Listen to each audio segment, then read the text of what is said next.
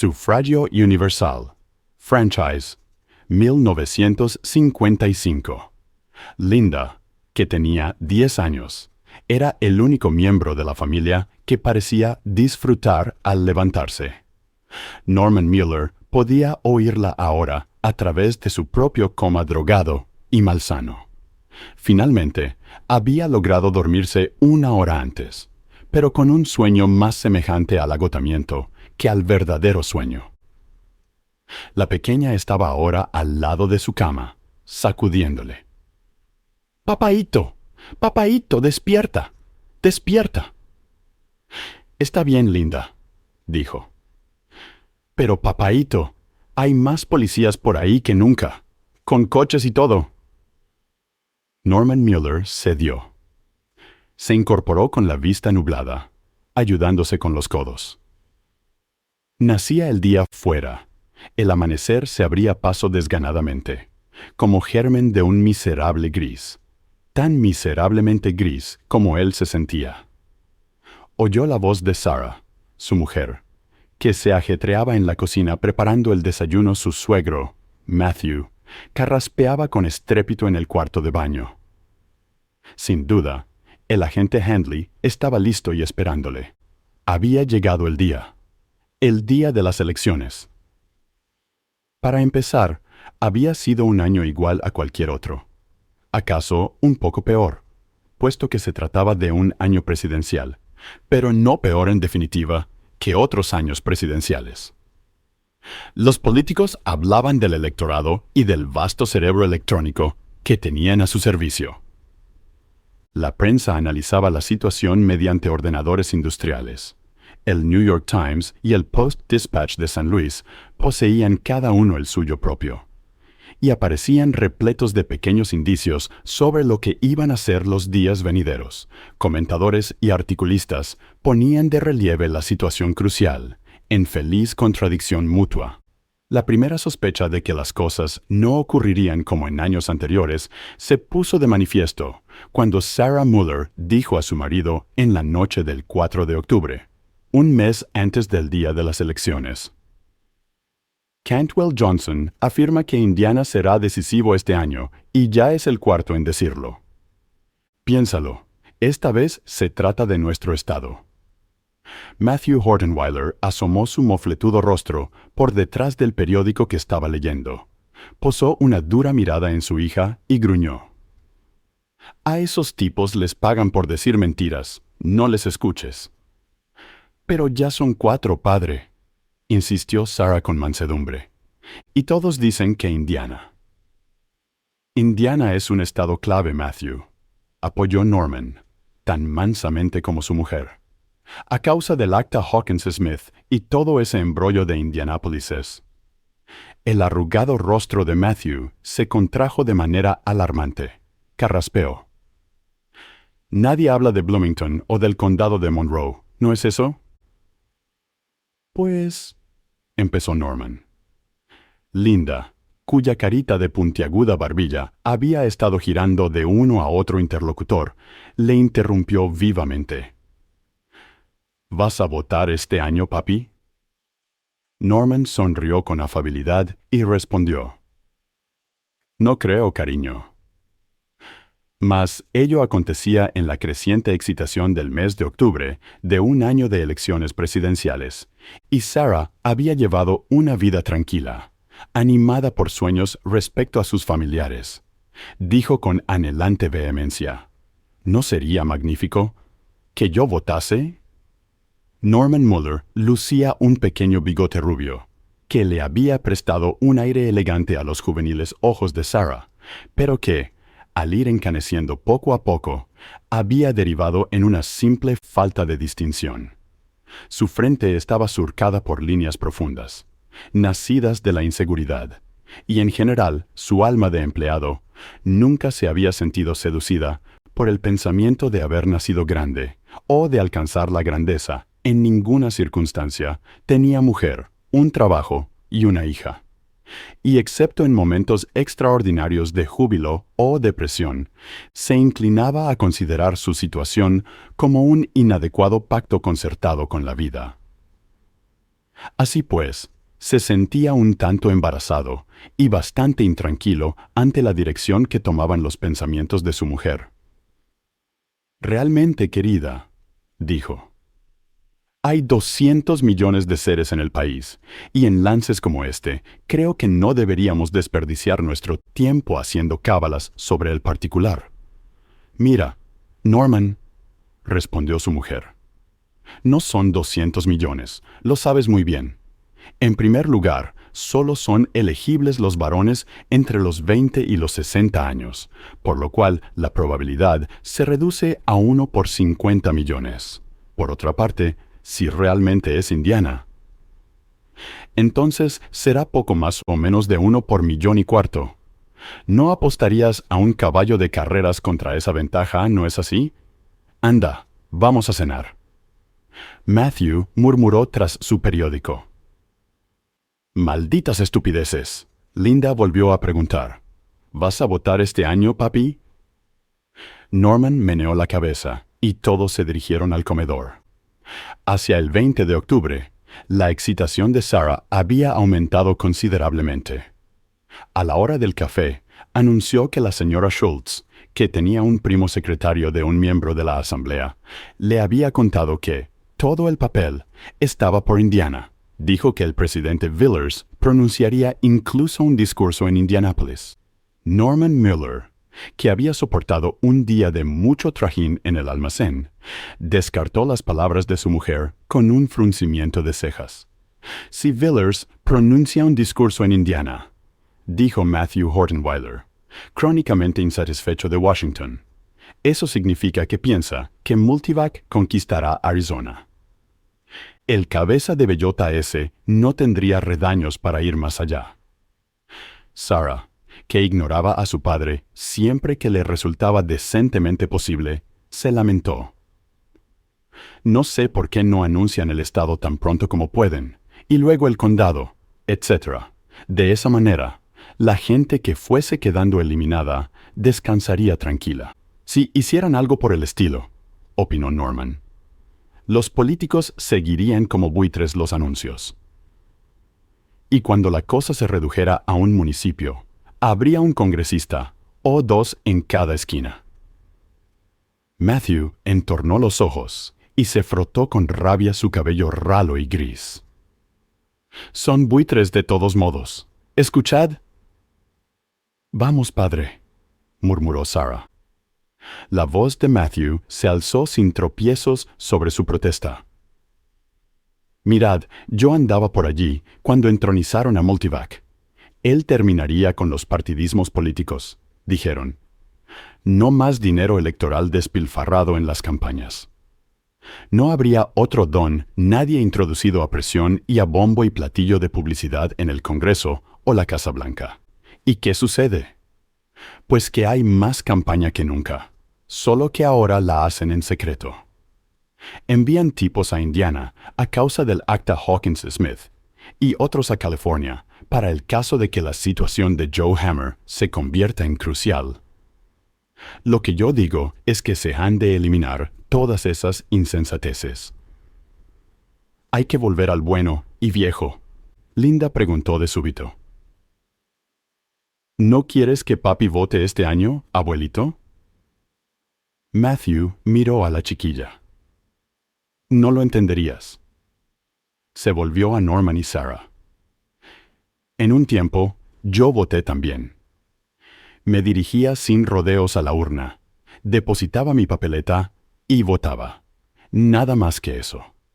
Me limitaba a decirme, ese tipo es mi hombre y voto por él, así debería ser.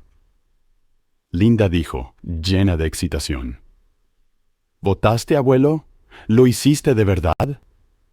Sarah se inclinó hacia ella con presteza, tratando de paliar lo que muy bien podía convertirse en una historia incongruente, trascendiendo al vecindario. No es eso, Linda. El abuelito no quiso decir realmente votar. Todo el mundo hacía esa especie de votación cuando tu abuelo era niño, y también él, pero no se trataba realmente de votar. Matthew rugió. No sucedió cuando era niño. Tenía ya 22 años, y voté por Langley. Fue una auténtica votación. Quizá mi voto no contase mucho, pero era tan bueno como el de cualquiera, recalcó. Y sin ningún multivac para... Norman intervino entonces. Está bien, Linda, ya es hora de acostarte. Y deja de hacer preguntas sobre las votaciones. Cuando seas mayorcita, lo comprenderás todo. La besó con antiséptica amabilidad, y ella se puso en marcha, renuente, bajo la tutela materna, con la promesa de ver el visor desde la cama hasta las 9:15, si se prestaba primero al ritual del baño. «Abuelito», dijo Linda, y se quedó ante él con la mandíbula caída y las manos a la espalda, hasta que el periódico del viejo se apartó y asomaron las espesas cejas y unos ojos anidados entre finas arrugas. Era el viernes 31 de octubre. Linda se aproximó y posó ambos antebrazos sobre una de las rodillas del viejo, de manera que éste tuvo que dejar a un lado el periódico. «Abuelito», volvió a la carga la pequeña. «¿De verdad que votaste alguna vez?» «Ya me oíste decir que sí, ¿no es cierto? ¿No irás a creer que cuento bolas?» «No, pero mamá dice que todo el mundo votaba entonces». «Pues claro que lo hacían». «¿Cómo podían hacerlo? ¿Cómo podía votar todo el mundo?» Matthew miró gravemente a su nieta y luego la alzó, sentándola sobre sus rodillas. Por último, moderando el tono de su voz, dijo: «Mira, Linda, hasta hace unos 40 años, todo el mundo votaba. Pongamos que deseábamos decidir quién había de ser el nuevo presidente de los Estados Unidos. Demócratas y republicanos nombraban a su respectivo candidato, y cada uno decía cuál de los dos quería. Una vez pasado el día de las elecciones, se hacía el recuento de votos de las personas que deseaban al candidato demócrata y las que deseaban al republicano, y el que había recibido más votos se llevaba la palma. ¿Lo ves?» Linda asintió. «¿Cómo sabía la gente por quién votar?», preguntó. «¿Se lo decía Multivac?» Las cejas de Matthew se fruncieron y adoptó un aspecto severo. «Se basaban tan solo en su propio criterio, pequeña». La niña se apartó un tanto del viejo, y éste volvió a bajar la voz. «No estoy enojado contigo, Linda, pero mira, a veces llevaba toda la noche hacer el recuento de lo que opinaban unos y otros a quién habían votado». Todo el mundo se impacientaba. Por ello se inventaron máquinas especiales, capaces de comparar los primeros votos con los de los mismos lugares en años anteriores. De esta manera, la máquina preveía cómo se presentaba la votación en su conjunto y quién sería elegido. ¿Lo entiendes? «Como Multivac», asintió ella. Los primeros ordenadores eran mucho más pequeños que Multivac, pero las máquinas fueron aumentando de tamaño y, al mismo tiempo, iban siendo capaces de indicar cómo iría la elección a partir de menos y menos votos. Por fin, construyeron Multivac, que puede preverlo a partir de un solo votante. Linda sonrió al llegar a la parte familiar de la historia y exclamó: «¡Qué bonito!». Matthew frunció de nuevo el entrecejo. «No, no tiene nada de bonito. No quiero que una máquina decida lo que yo hubiera votado solo porque un chunguista de Milwaukee dice que está en contra de que se suban las tarifas. A mí tal vez me hubiese dado por votar a ciegas solo por gusto. ¿O acaso me hubiese negado a votar en absoluto? Y tal vez... Pero Linda se había escurrido de sus rodillas y se batía en retirada. En la puerta tropezó con su madre, quien llevaba aún puesto el abrigo. Ni siquiera había tenido tiempo de quitarse el sombrero. «Apártate un poco, Linda», ordenó, jadeante aún. «No me cierres el paso». Al ver a Matthew, dijo, mientras se quitaba el sombrero y se alisaba el pelo: Vengo de casa de Agatha. Matthew miró a su hija con aire desaprobador y, desdeñando la información, se limitó a gruñir y recoger el periódico. Sarah se desabrochó el abrigo y continuó. ¿A que no sabes lo que me ha dicho? Matthew alisó el periódico con un crujido, para proseguir la lectura interrumpida por su nieta. Ni lo sé, ni me importa. Vamos, padre. Pero Sarah no tenía tiempo para enfadarse. Necesitaba comunicar a alguien las noticias, y Matthew era el único receptor a mano a quien confiarlas. Joe, el marido de Agatha, es policía, ya sabes, y dice que anoche llegó a Bloomington todo un cargamento de agentes de la secreta. No creo que anden tras de mí. Es que no te das cuenta, padre. Agentes de la secreta. Y casi ha llegado el momento de las elecciones. En Bloomington. ¿Acaso anden en busca de algún ladrón de bancos? No ha habido un robo en ningún banco de la ciudad hace muchos años. Padre, eres imposible. Y Sarah abandonó la habitación. Tampoco Norman Muller recibió las noticias con mayor excitación, al menos perceptible. Bueno, Sarah, ¿y cómo sabía Joe, el marido de Agatha, que se trataba de agentes de la secreta? Preguntó con calma. No creo que anduviesen por ahí con el carnet pegado en la frente, pero a la tarde siguiente, cuando ya noviembre tenía un día, Sarah anunció triunfalmente.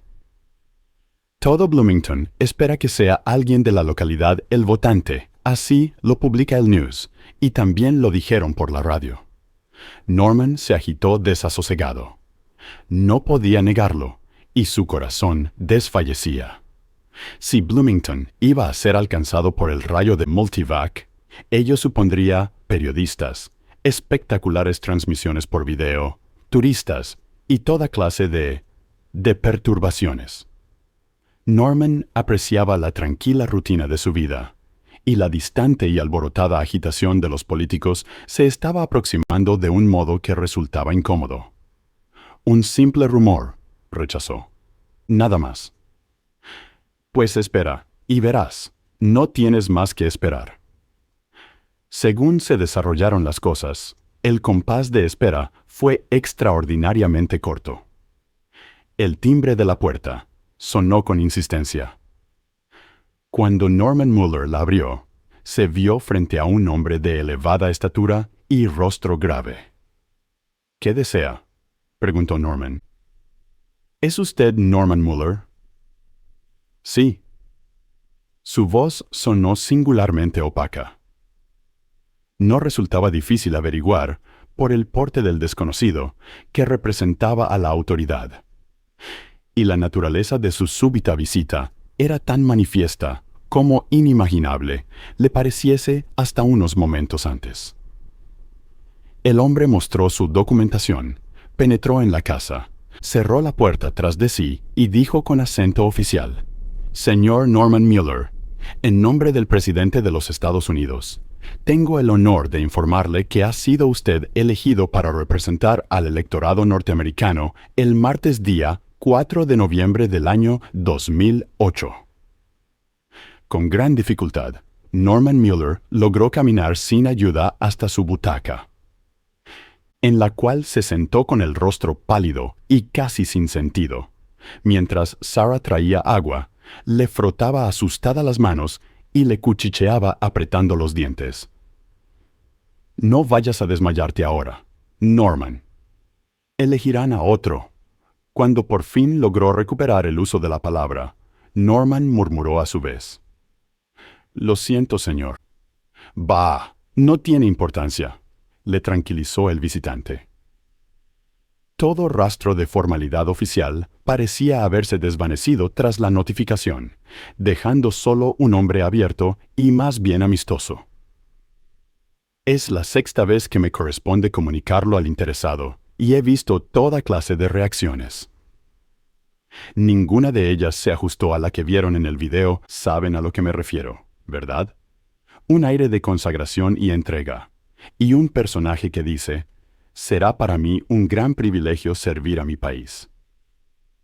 Toda esa serie de cosas. El agente rió para alentarles. La risa con que Sarah le acompañó tuvo un acento de aguda histeria. El agente prosiguió. Permaneceré con ustedes durante algún tiempo. Mi nombre es Phil Handley.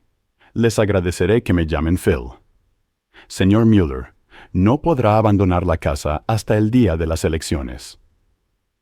Usted, señora, informará al almacén de que su marido está enfermo. Puede salir a hacer la compra, pero habrá de despacharla con la mayor brevedad posible.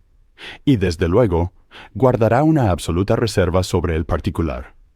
¿De acuerdo, señora Mueller? Sí, señor. Ni una palabra, confirmó Sarah, con un vigoroso asentimiento de cabeza. Perfecto, señora Mueller. Handley adoptó un tono muy grave al añadir. Tenga en cuenta que esto no es un juego.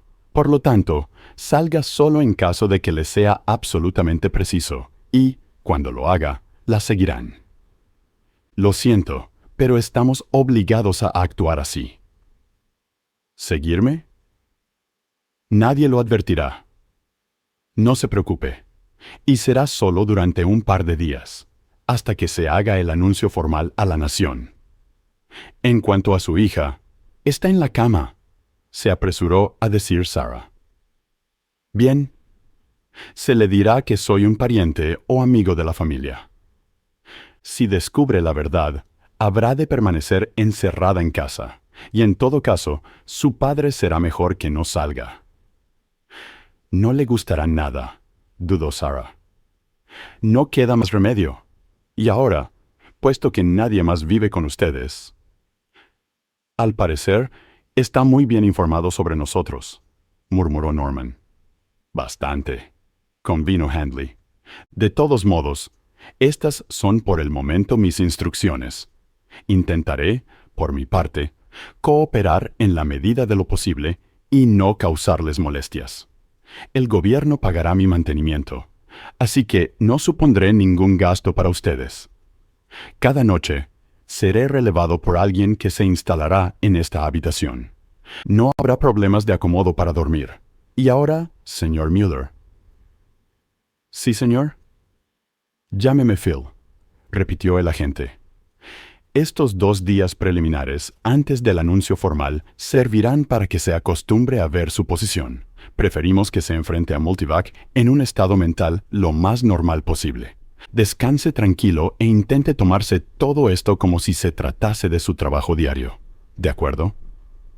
De acuerdo, respondió Norman. De pronto, denegó violentamente con la cabeza. Pero yo no deseo esa responsabilidad, porque yo... Muy bien, vayamos al grano. Multivac sopesa toda clase de factores conocidos, billones de ellos. Pero existe un factor desconocido, y creo que seguirá siéndolo por mucho tiempo. Dicho factor es el módulo de reacción de la mente humana. Todos los norteamericanos están sometidos a la presión moldeadora de lo que los otros norteamericanos hacen y dicen, de las cosas que a él se le hacen y de las que él hace a los demás. Cualquier norteamericano puede ser llevado ante Multivac para determinar la tendencia de todas las demás mentes del país. En un momento dado, algunos norteamericanos resultan mejores que otros a tal fin. Eso depende de los acontecimientos del año. Multivac le seleccionó a usted como al más representativo del actual, no el más despejado, ni el más fuerte, ni el más dichoso, sino el más representativo. Y no vamos a dudar de Multivac, ¿no es así? ¿Y no podría equivocarse?, preguntó Norman. Sarah, que escuchaba impaciente, le interrumpió. No le haga caso, señor. Está nervioso. En realidad, es muy instruido y ha seguido siempre las cuestiones políticas de cerca. Multivac toma las decisiones, señora Mueller, respondió Handley, y él eligió a su esposo. Pero seguro que lo sabe todo, insistió Norman tercamente. ¿No podría haber cometido un error? Pues sí. No hay motivo para no ser franco. En 1993, el votante seleccionado murió de un ataque 2 horas antes del instante fijado para notificarle su elección. Multivac no predijo aquello. Le era imposible. Un votante puede ser mentalmente inestable, moralmente improcedente, incluso desleal. Multivac no puede conocerlo todo sobre todos si no se le proporcionan los datos. Por eso, siempre se seleccionan algunos candidatos más. No creo que tengamos que recurrir a ninguno de ellos en esta ocasión. Usted está en buen estado de salud, señor Mueller, y ha sido investigado a fondo. Sirve. Norman ocultó el rostro entre las manos y se quedó inmóvil. Mañana por la mañana se encontrará perfectamente bien, intervino Sarah. Tiene que acostumbrarse a la idea. Eso es todo. Desde luego, asintió Handley. En la intimidad del dormitorio, Sarah Mueller se expresó de distinta y más enérgica manera. El estribillo de su perorata era el siguiente. Compórtate como es debido, Norman.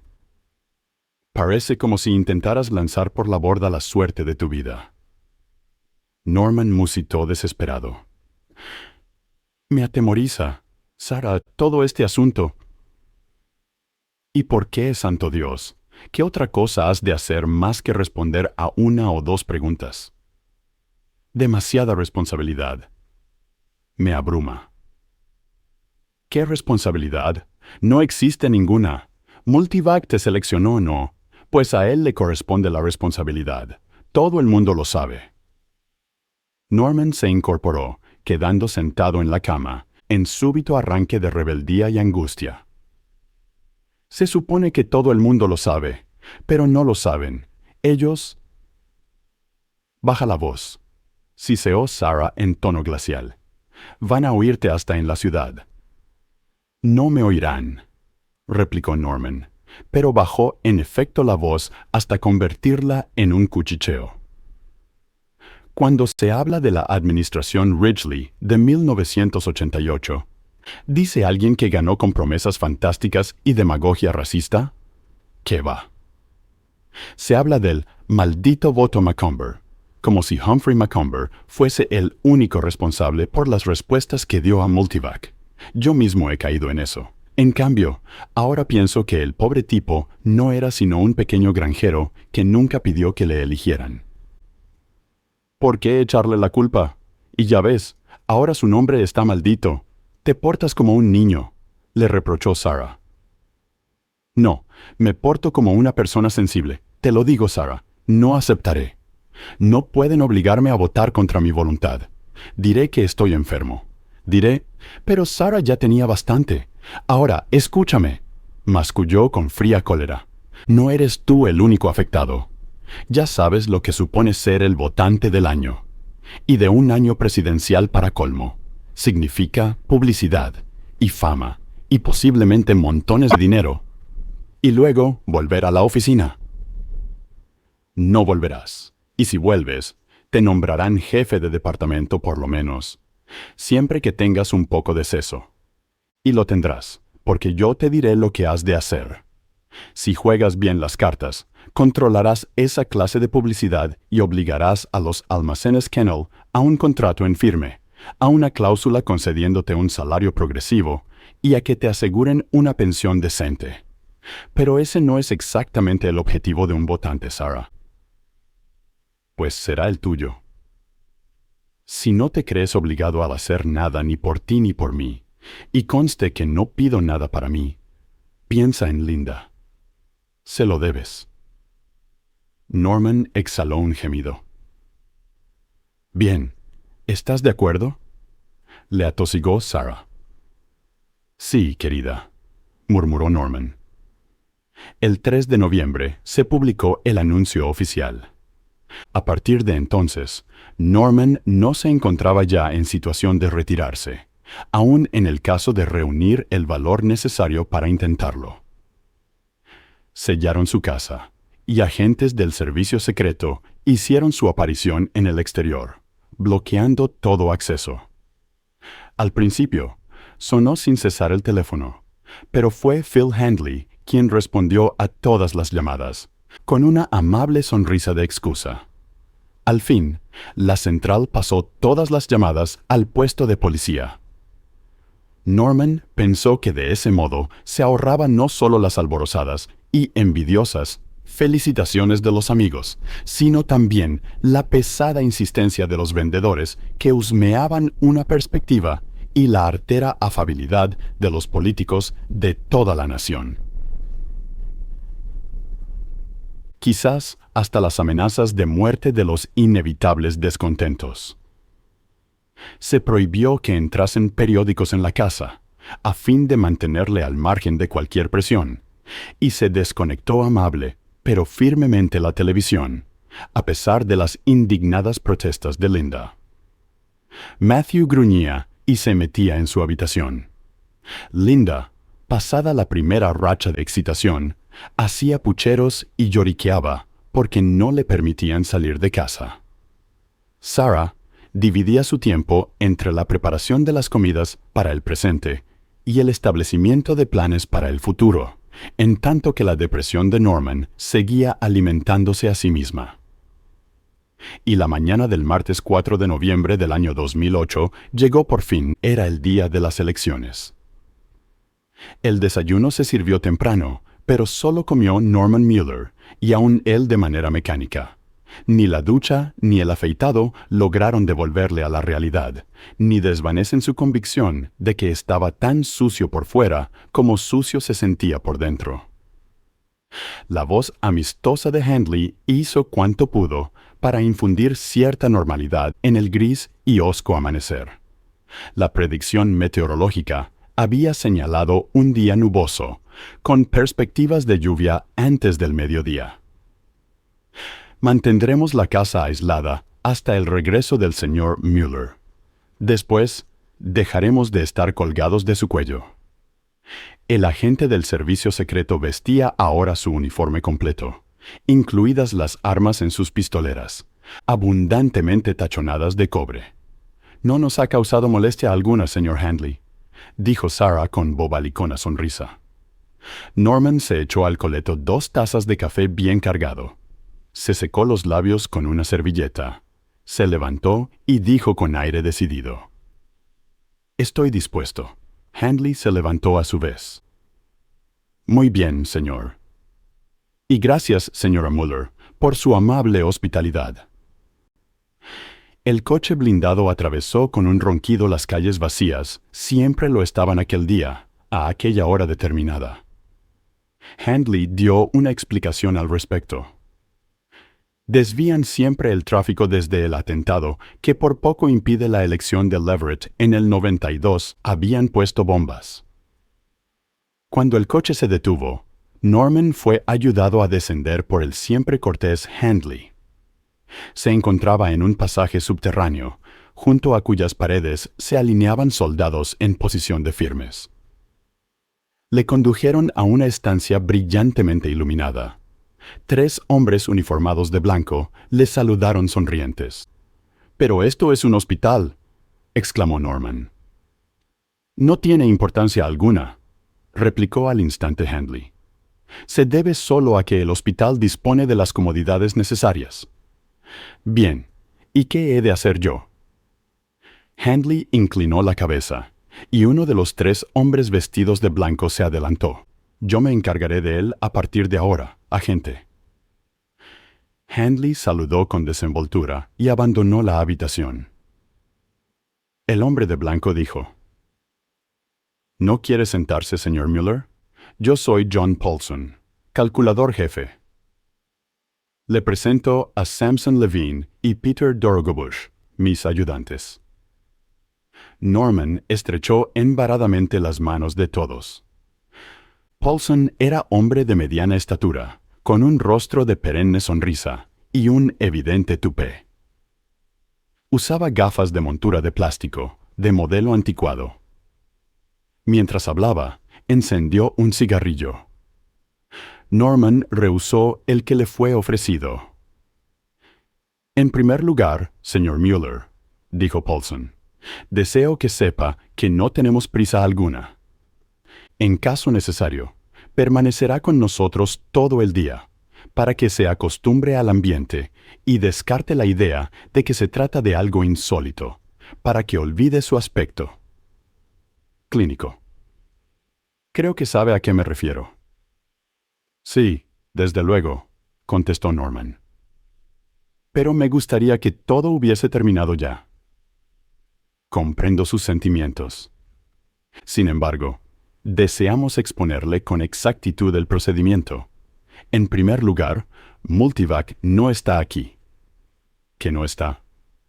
Aún en medio de su abatimiento, había deseado ver a Multivac, del que se decía que medía más de 1,5 kilómetros de largo, que tenía una altura equivalente a 3 pisos y que 50 técnicos recorrían sin cesar los corredores interiores de su estructura. Una de las maravillas del mundo. Paulson sonrió. En efecto, no es portátil, confirmó. De hecho, se encuentra emplazado en un subterráneo, y pocos son los que conocen el lugar preciso, muy lógico, ¿verdad?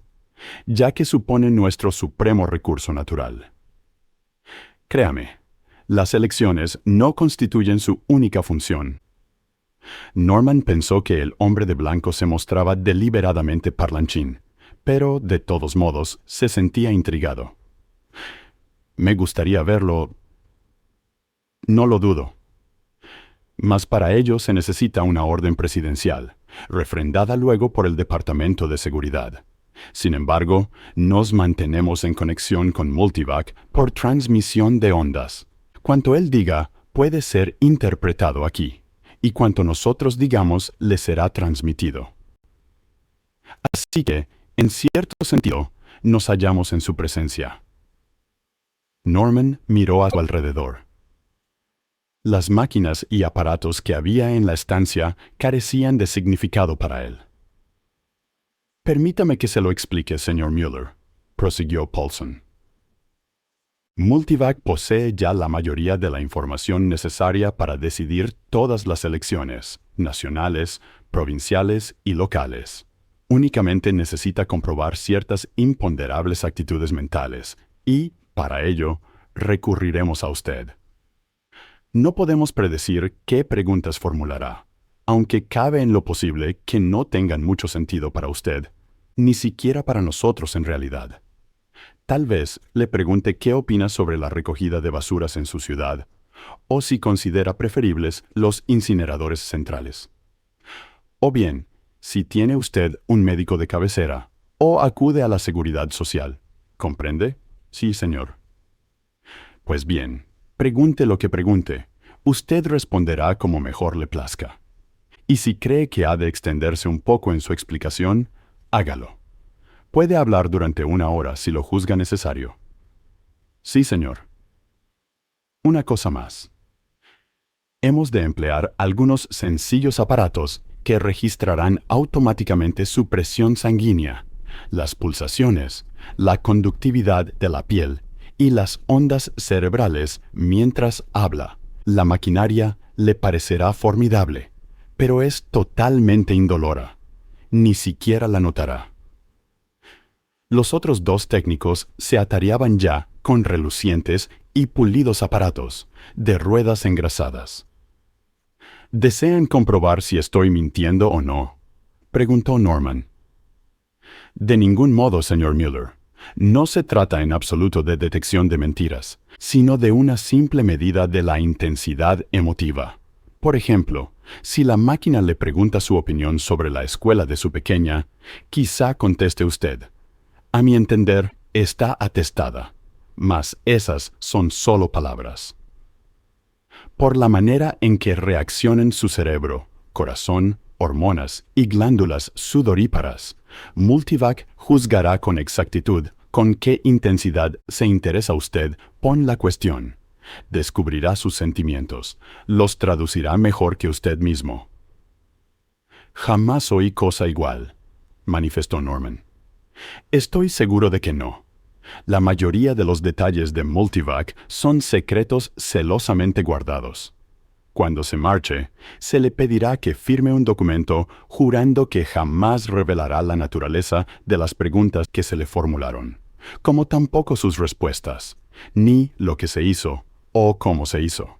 Cuanto menos se conozca a Multivac, menos oportunidades habrá de presiones exteriores sobre los hombres que trabajan a su servicio o se sirven de él para su trabajo. Sonrió melancólico.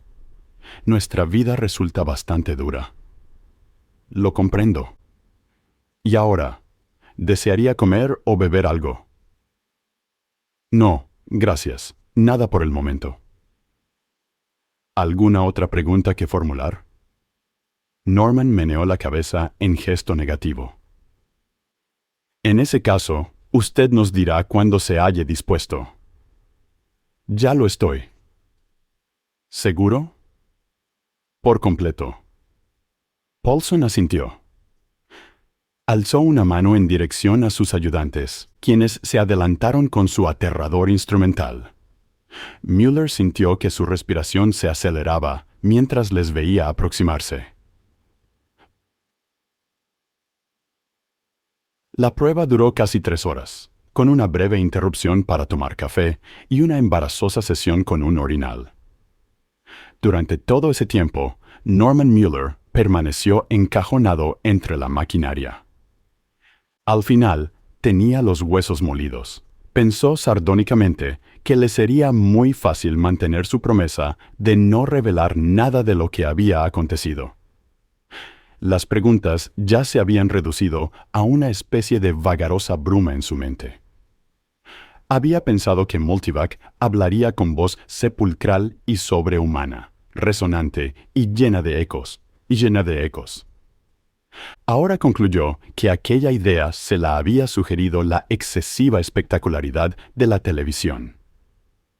La verdad le decepcionó en extremo. Las preguntas aparecían perforadas sobre una cinta metálica, que una segunda máquina convertía en palabras. Paulson leía a Norman estas palabras, en las que se contenía la pregunta, y luego dejaba que las leyese por sí mismo. Las respuestas de Norman se inscribían en una máquina registradora, repitiéndolas para que las confirmara. Se anotaban entonces las enmiendas y observaciones suplementarias, todo lo cual se transmitía a Multivac. La única pregunta que Norman recordaba de momento era una incongruente bagatela. ¿Qué opina usted del precio de los huevos? Ahora todo había terminado. Los operadores retiraron suavemente los electrodos conectados a diversas partes de su cuerpo, desligaron la banda pulsadora de su brazo y apartaron la maquinaria a un lado.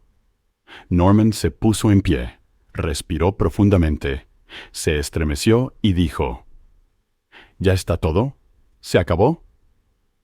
No, no del todo, respondió Paulson, sonriendo animoso. Hemos de pedirle que se quede durante otra hora. ¿Y por qué?, preguntó Norman con cierta acritud. Es el tiempo preciso para que Multivac incluya sus nuevos datos entre los trillones de que ya dispone. Sepa usted que existen miles de alternativas, algo sumamente complejo, Puede suceder que se produzca algún raro debate, aquí o allá, que algún interventor en Phoenix, Arizona, o bien alguna asamblea en Wilkesboro, Carolina del Norte, formulen alguna duda. En tal caso, Multivac precisará hacerle una o dos preguntas decisivas. No, se negó Norman. No quiero pasar de nuevo por eso. Probablemente no sucederá, trató de tranquilizarle Paulson. Raras veces ocurre. De todos modos, habrá de quedarse por si acaso. Cierto tonillo acerado, un tenue matiz, asomó a su voz.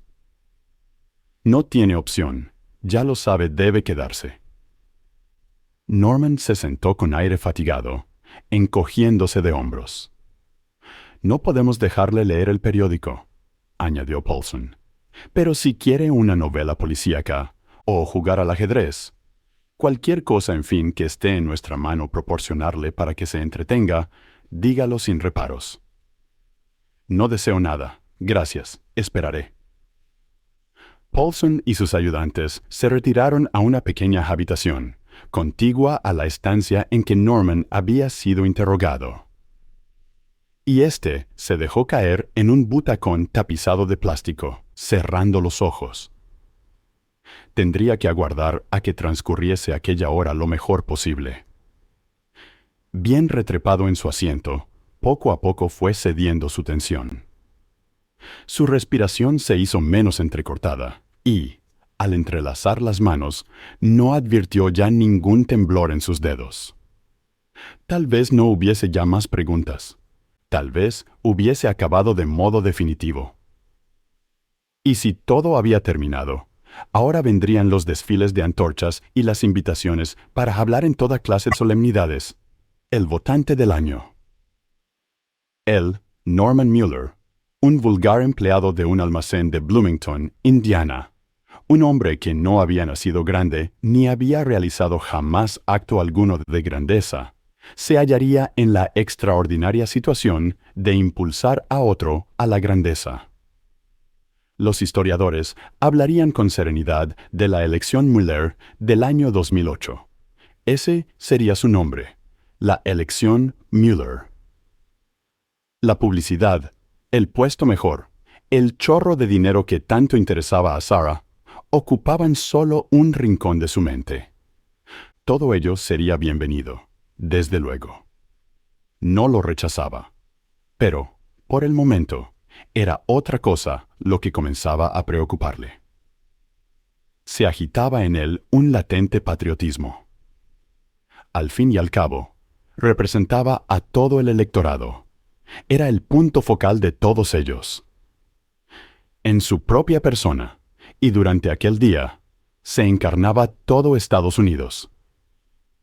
Se abrió la puerta, despertando su atención y despabilándole por completo. Durante unos instantes, sintió que se le encogía el estómago. Que no le hicieran más preguntas. Pero Paulson sonreía. Hemos terminado, señor Mueller. ¿No más preguntas, señor? No hay ninguna necesidad. Todo ha quedado completamente claro. Será usted escoltado hasta su casa y volverá a ser un ciudadano particular, en la medida en que el público lo permita. Gracias, muchas gracias. Norman se sonrojó. Me preguntaba, ¿quién ha sido elegido? Paulson meneó la cabeza. Tendrá que esperar al anuncio oficial. El reglamento se muestra muy severo al respecto. No podemos decírselo ni siquiera a usted. Supongo que lo comprende. Desde luego. Norman parecía embarazado. El servicio secreto tendrá dispuestos los papeles necesarios para que los firme usted. Sí. De pronto, Norman se sintió orgulloso, lleno de energía, ufano y arrogante. En este mundo imperfecto, el pueblo soberano de la primera y mayor democracia electrónica habla ejercido una vez más, a través de Norman Mueller, a través de él, su libre derecho al sufragio universal.